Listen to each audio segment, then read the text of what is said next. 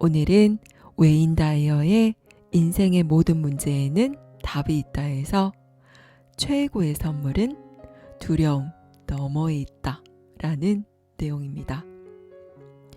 대부분 사람은 자신의 가장 높은 가능성과 자신들이 상상하는 가장 영광스럽고 완벽한 순간의 모습이 실현되는 걸 의심한다. 그 결과 습관처럼 자신의 신성을 회피한다.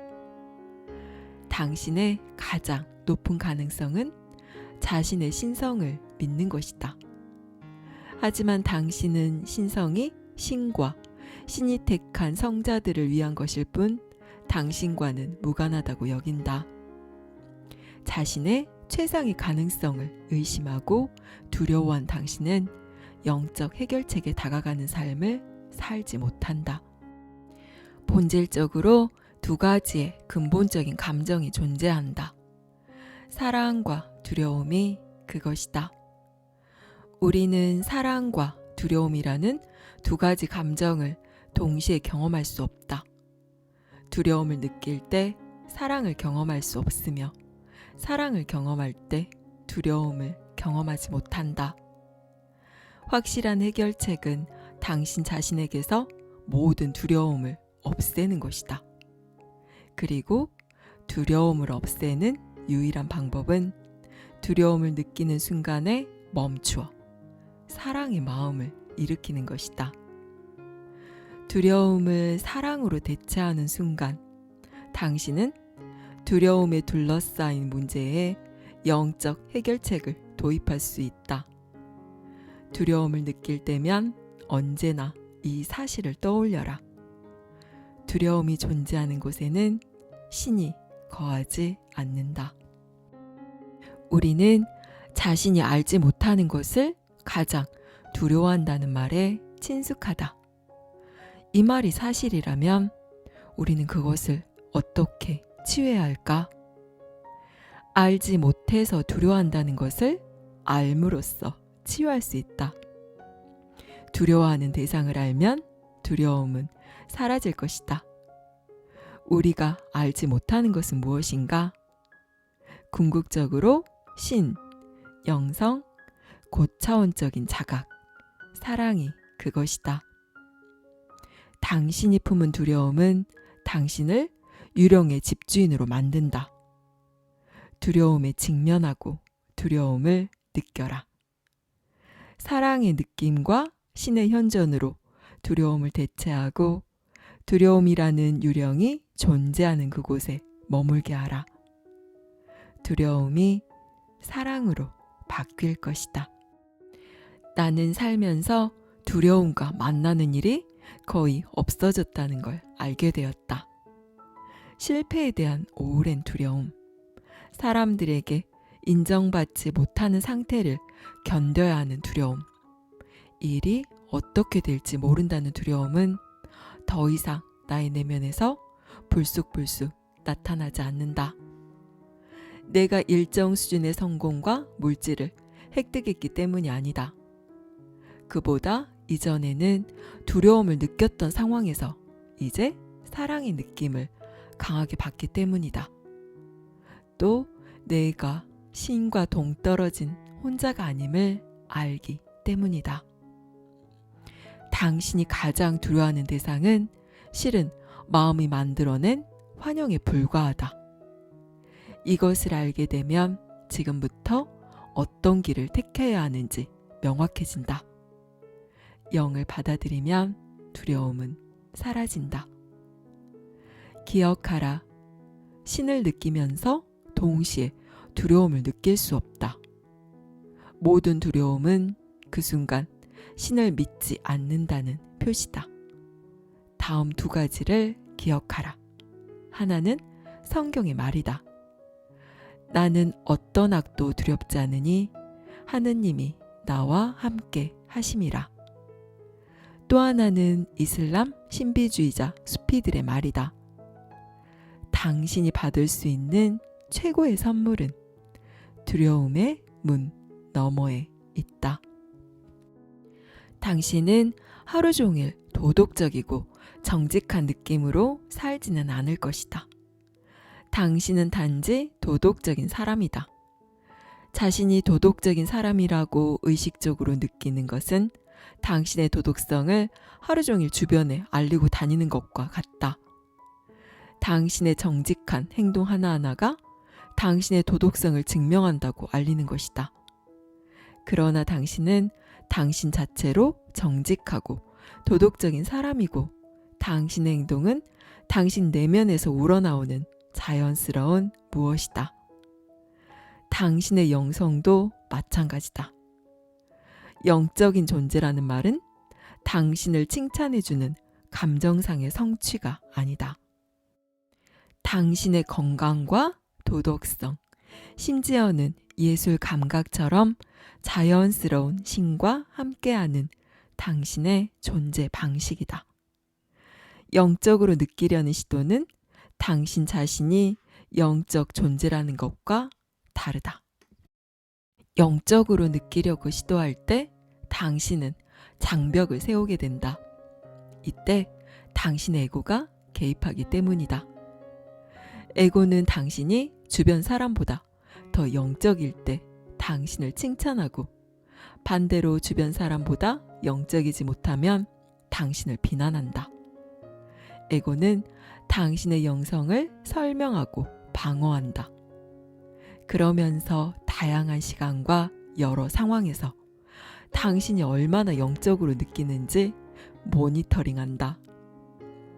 단순히 당신이 신과 연결되어 있음을 알아채고 그런 당신의 일부를 의식에 초대하는 것으로도 당신의 에너지 수준은 영의 수준으로 상승할 것이다.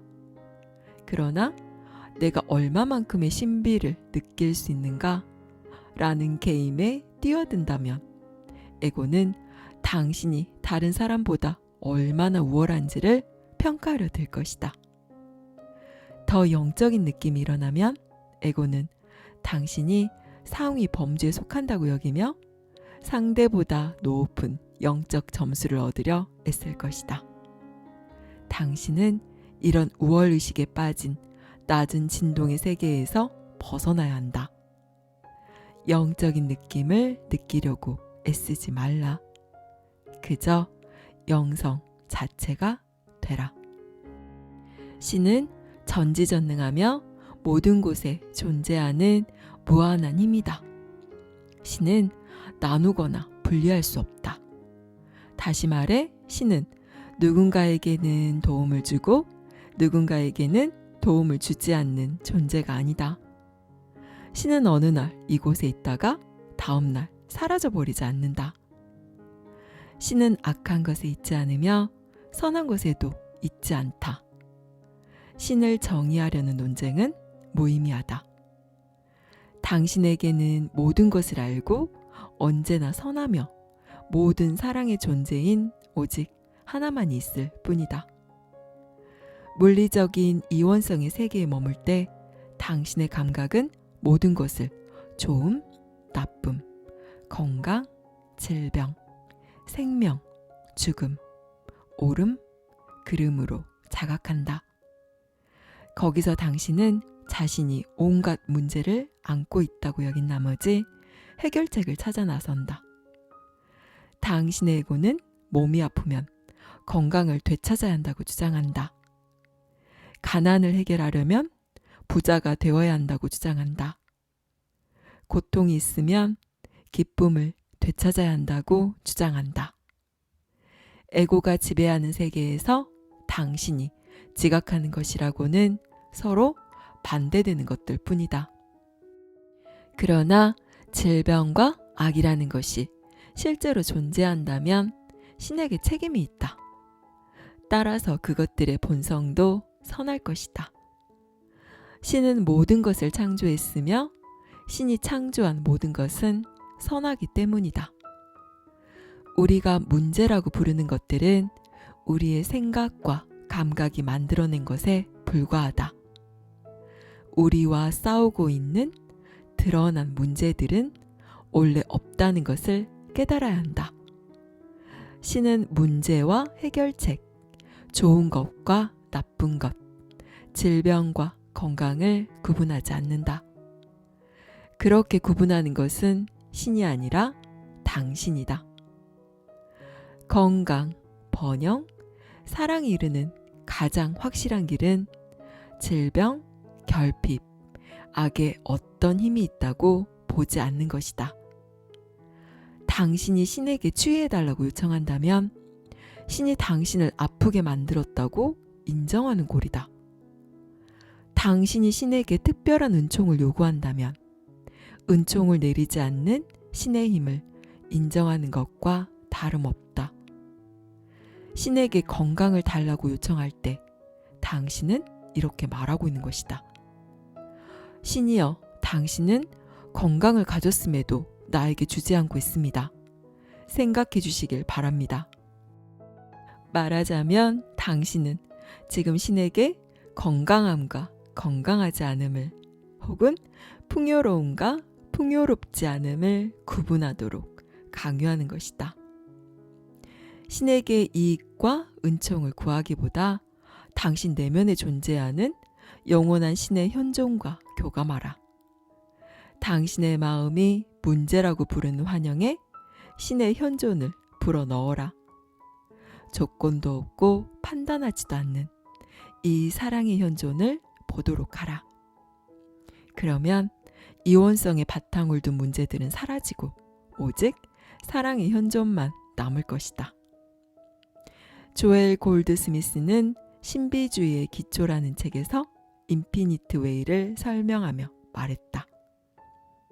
가만히, 고요하게, 평온한 마음으로 관찰하라. 악이라는 최면과 그것이 그린 그림이 당신으로부터 사라지는 장면을.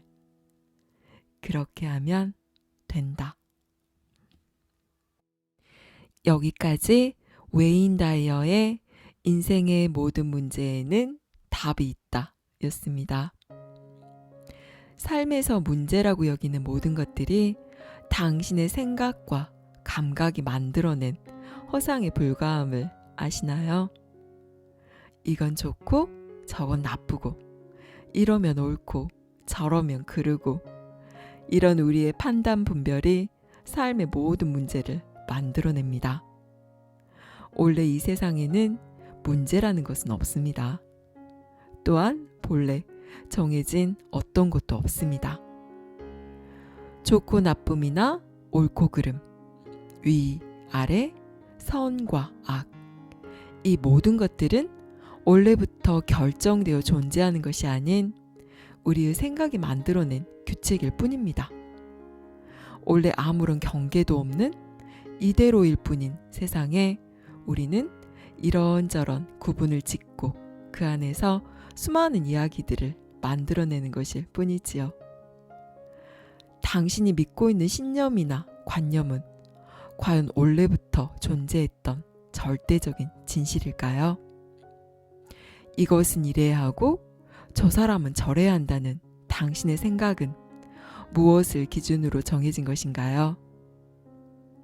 당신이 문제라고 생각하는 상황과 타인이 정말로 문제거리인지 가만히 고요히 바라보세요. 실제는 당신의 분별과 판단을 내려놓는다면 모든 것은 그대로일 뿐입니다. 물리적인 이원성의 세계에 사는 우리에게는 선과 악, 좋음과 싫음, 옳고 그름에 대비되는 것이 존재하는 게 너무나 당연하게 여겨집니다. 그래서 이러한 판단 분별 없이 세상을 지각하는 것이 어렵게 느껴지는 것이지요. 하지만 진실은 전부 우리의 생각이 지어내는 것이라는 겁니다. 삶에서 일어나는 모든 이야기들과 갈등, 문제들, 이것들은 전부 생각이 꾸며낸 이야기입니다. 이것을 알아차릴 수만 있다면 삶에서 그리 심각하거나 대단한 일은 없음을 알고 가볍고 즐겁게 이 세상을 즐길 수가 있습니다. 본래 문제란 없음을 기억하세요. 이 또한 내 생각이 지어내는 이야기임을 알아차리고 그냥 한번 씩 웃어주세요. 삶에서 그리 큰 일 따위는 없습니다. 감사합니다. 사랑합니다.